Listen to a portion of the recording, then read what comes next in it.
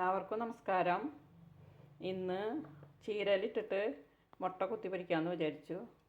ഉച്ചയ്ക്ക് ഭക്ഷണത്തിന് ആദ്യം കുറച്ച് വെളിച്ചെണ്ണ ഒഴിച്ചു. പാൻ ചൂടായിട്ടുണ്ട്.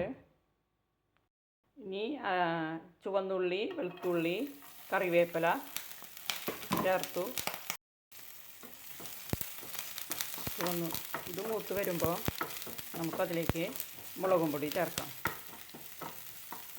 ചീരയും മുട്ടയും കൂട്ടിയിട്ട് കുത്തി പൊരിക്കാൻ നല്ല ടേസ്റ്റാണ്. ഇതിപ്പോൾ ഒരാൾക്കുള്ളതാണ് കുത്തി പൊരിക്കുന്നത്. ഉച്ചയ്ക്ക് കൂട്ടി ഉള്ളി മൂത്ത് വന്നിട്ടുണ്ട്. അതിലേക്ക് കുറച്ച് മുളകും പൊടി ചേർത്തു.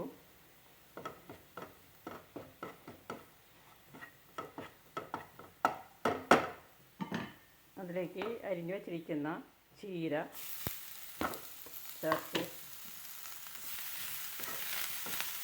ഇനി അതൊന്ന് വാടി വരട്ടെ. ആവശ്യത്തിന് ഉപ്പ് ചേർത്തു. ചീര വാടി വന്നിട്ടുണ്ട്. ഇനി 2 മുട്ട പൊട്ടിച്ച് ഒഴിക്കുക.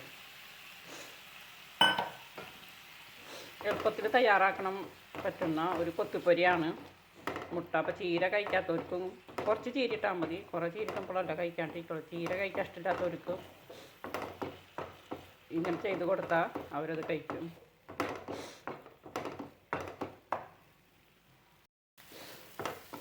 ഇതിപ്പോൾ നമ്മൾ ചീര ചേർത്തൊന്ന് അറിയാൻ പോലും ഇല്ല.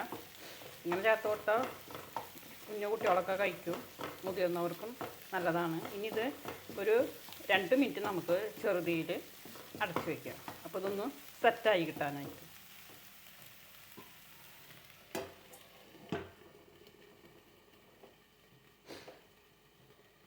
മുട്ടയും ചീരയും സെറ്റായി വന്നിട്ടുണ്ട്.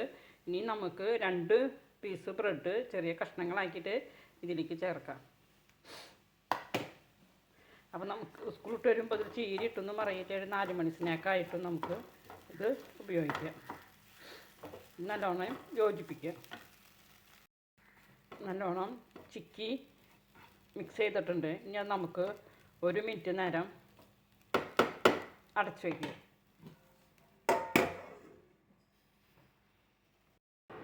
ഇനി നമുക്ക് തുറന്ന് നോക്കാം.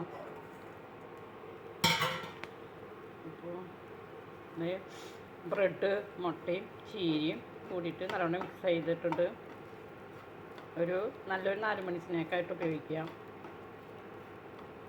ചീര ഇട്ടൊന്നും അറിയില്ല, ഒന്നും അറിയില്ല. അപ്പോൾ നല്ല രുചിയാണ് ഇതിങ്ങനെ ചെയ്യുമ്പോൾ. ഇനി നമുക്ക് ഇത് ഒരു ബൗളിലേക്ക് മാറ്റാം.